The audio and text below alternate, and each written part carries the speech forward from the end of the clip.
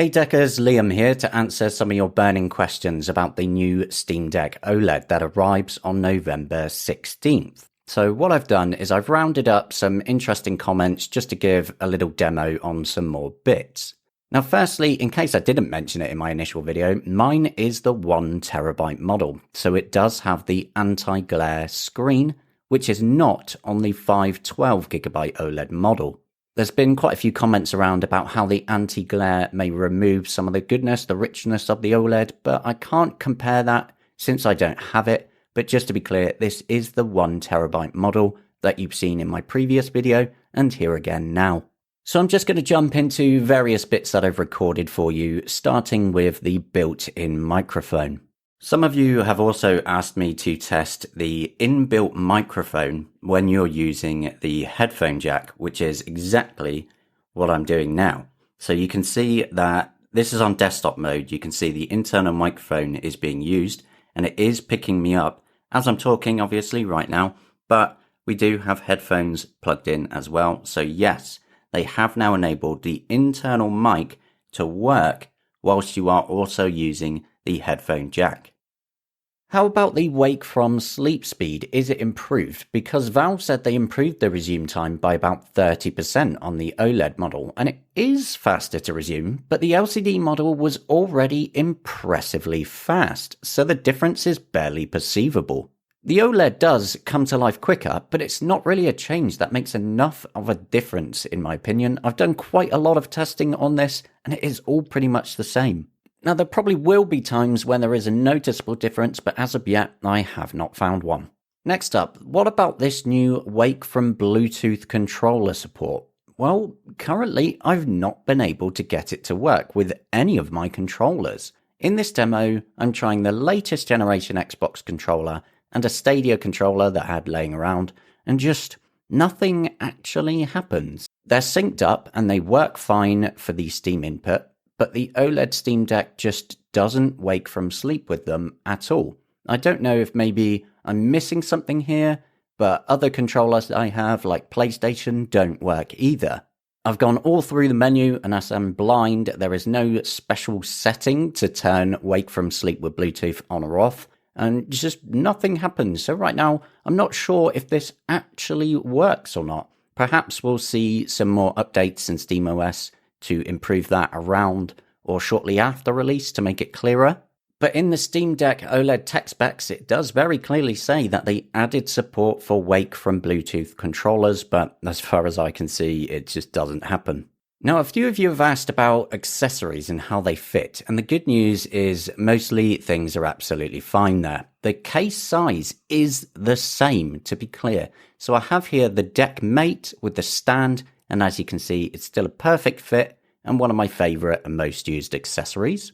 Next up is the D-brand kill switch case, which again fits nice and snug and it looks good with all the buttons accessible. There's no issues there either, as expected, although it's such a pain to actually get onto the Steam Deck as it is quite tight anyway, but it feels great once it's on though.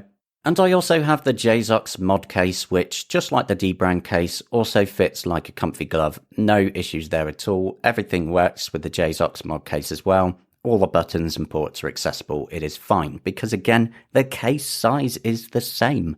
Where things do change though are the thumbsticks, as they're bigger on the OLED model and much nicer, but it does mean you'll probably need new thumbstick covers. Here is an original LCD 512GB Steam Deck model with the left thumbstick using D-brand's stick grip, which fits perfectly because it hooks just underneath nicely on the top of the stick and stays on firmly, with me being pretty rough with it to sort of simulate some heavy intense gaming, and it sits nice and firm.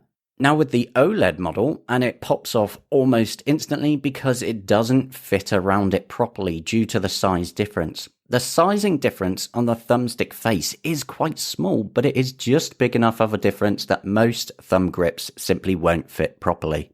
Some of you asked about brightness levels as well. Now, I don't have very good equipment, so it's just a very basic look in the dark with them both on maximum brightness. The OLED is at the bottom, and yet it's pretty darn bright. So this should hopefully give you an idea of what to expect, and the OLED is seriously clear. It is fantastic. What about minimum brightness levels though? Well, the OLED can actually go darker. Here is a clip of how they look in the dark with brightness down as low as they can go on each model. Again, the OLED is at the bottom and still remains lovely and clear, but it's not quite as piercing. One of the biggest questions though that came up repeatedly was how to actually move all your stuff over from an older Steam Deck to the new OLED model. And that is a really difficult question. Now, for Steam games, it's a case of using Steam Cloud, of course. That's all automatic. The problem is all the third-party stuff that you've added in desktop mode from other stores and emulators and everything else. It is different for every single thing that you use, or the directories they use for saving and configuration files are all completely different as well. Two things I will mention though. Firstly, for EmuDeck users, they've released their own tool on their official website that you can try, so give that a go.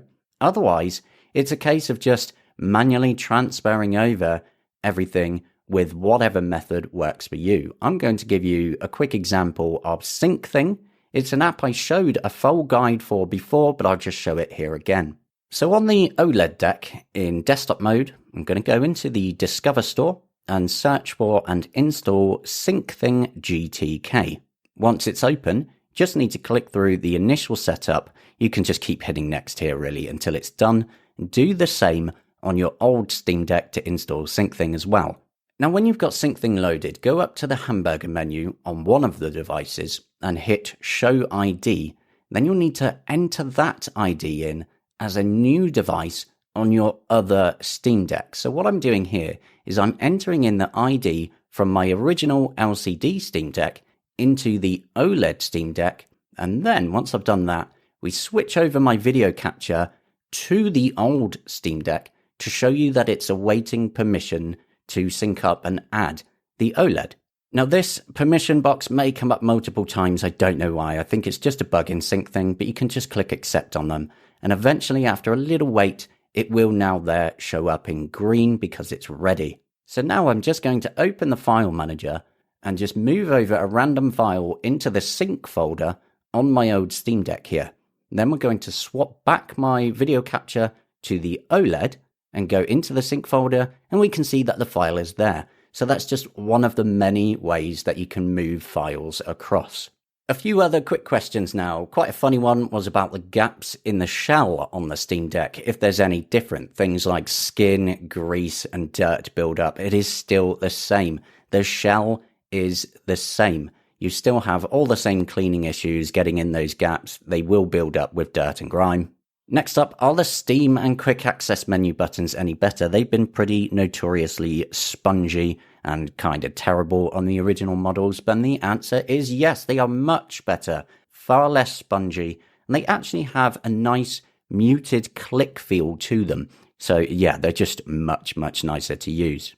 Also had some questions about the back buttons. Are they easier to click? Some of you mentioned that you find them hard to click sideways, and no, they are exactly the same. I haven't actually had any issues with them, but the back buttons, yeah, they are pretty much exactly the same. Haven't noticed any difference there at all.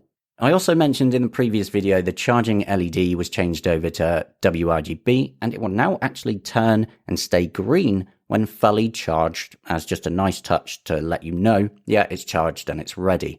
I do wonder what else they're going to do with that. And finally for this video, a really good question was, what's the value versus the original Steam Deck? Is it worth upgrading? Now, this is a highly subjective thing because it depends on how you use it and how much you use it. Now, it is objectively better than the original Steam Deck. This is the definitive Steam Deck model. It is objectively better in practically every way. If you are a genuine regular Steam Deck gamer, it is a very nice upgrade. But if you're perfectly happy with your existing Steam Deck unit, then you don't need it at all, really. But when is cool tech ever a need? It's always a want, and you are going to want this. It is a perfect winter companion. Again, it's better in basically every way. And now that I do have it, I couldn't imagine going back to the older models. They're going to collect dust or be used for experiments. If you've got some experiment ideas for my older models, do let me know in the comments. That's it for my first Steam Deck OLED Q&A video. I've got loads more questions that I still need to go over, and if you have more questions, be sure to dump them in the comments, as I'm just going to keep going over them and answer whatever I can if you think it might be helpful in more videos and articles to come. But that's it for now. I'll see you later.